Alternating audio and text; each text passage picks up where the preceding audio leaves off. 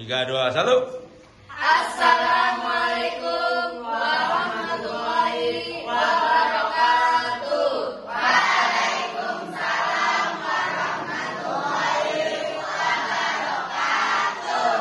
Alhamdulillah wa syukurillah wassalatu wassalamu ala rasulillah wa ala alihi wa sahbihi wa mawala. Wala haula wala quwwata illa billah. Amma ba'du. Pertama-tama, marilah kita semua panjatkan puja dan puji syukur kita hanya kepada Allah Subhanahu wa Ta'ala yang masih memberikan kita semua banyak nikmat sehat, nikmat waktu luang, nikmat iman, dan nikmat Islam, sehingga kita dapat berkumpul pada pagi hari ini. Tidak lupa, tentu sholawat serta salam mari kita curahkan kepada junjungan kita semua, Nabi Muhammad Sallallahu Alaihi Wasallam, karena telah membawa kita semua dari zaman jahiliyah, zaman kebodohan menuju zaman yang terang benderang yang diridhoi oleh Allah Subhanahu Wa Taala. Seperti yang kita semua rasakan saat ini, semoga kita semua masuk dalam golongan yang menerima syafaatnya kelak di hari akhir kiamat nanti. Amin. Amin. Sahabat-sahabatku, taklim pagi ini judulnya adalah Sholat sebagai tiang agama kita.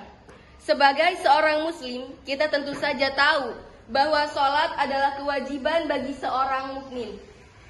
Rasulullah bahkan pernah bersabda bahwa sholat adalah tiang agama kita.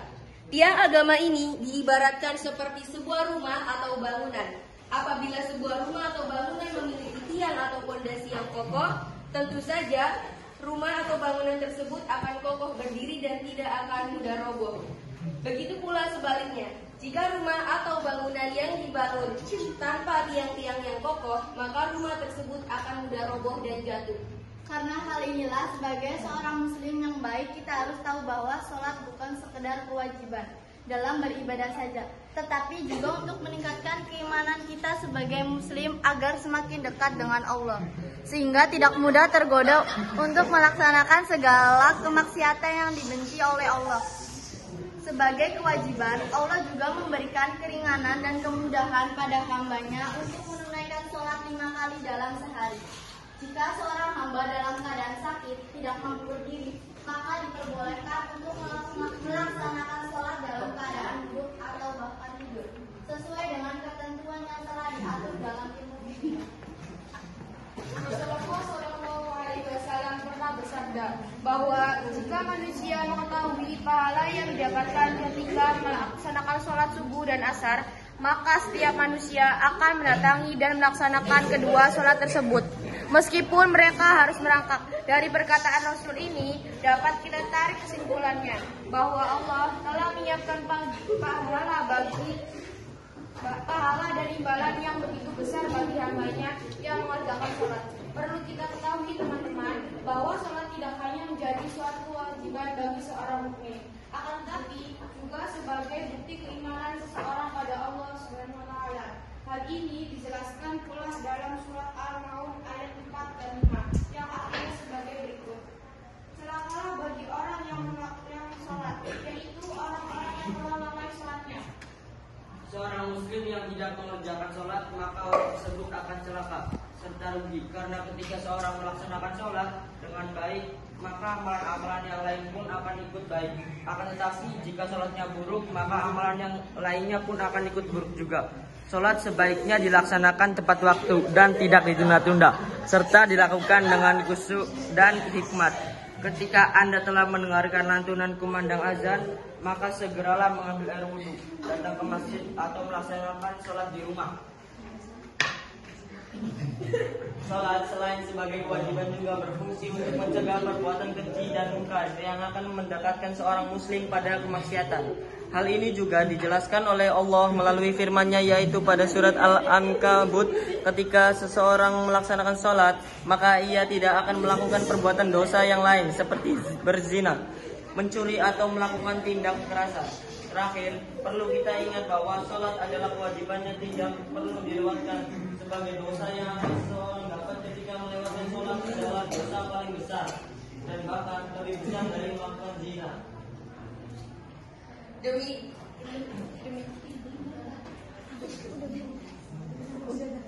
Demikianlah taklim pagi ini, semoga bermanfaat. Yang menyampaikan baik, yang mendengarkan juga baik.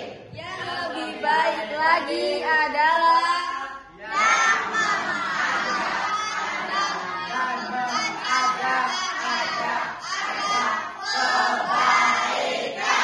insya Allah kami akan mengamalkannya. Bagaimanakah dengan saudara-saudara? Insya Allah.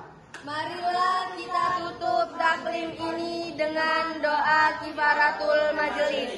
Subhanallah wa bihamdihi, subhanallahumma wa bihamdika, asyhadu an la ilaha illa anta, astaghfiruka wa atubu ilaik. Wassalamualaikum warahmatullahi wabarakatuh. Wassalam Maulana Sul baru tawasul. Ya. Maulaya sholli wa sallim daiman abada ala habibika khairil khalqi kullihim.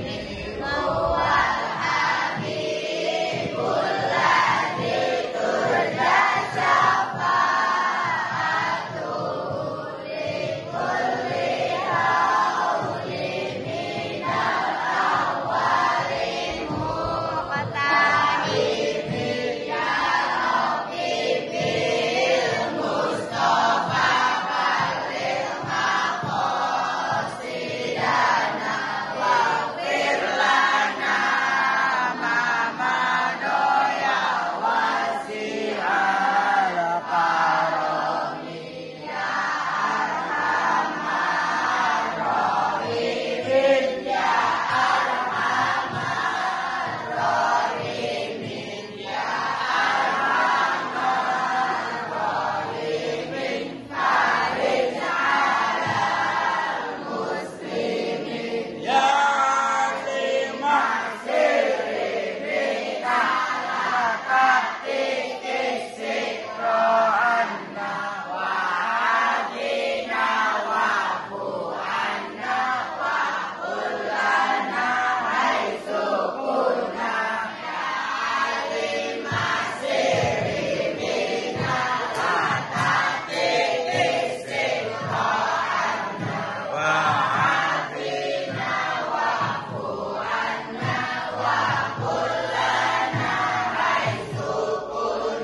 Ya lima.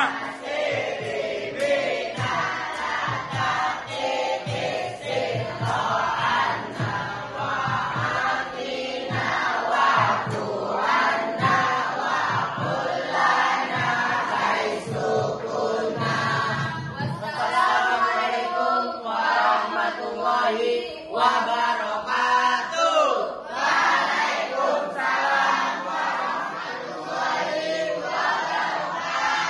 Demikianlah taklim terakhir untuk tahun 2022 bersama kameramen Mr. Don.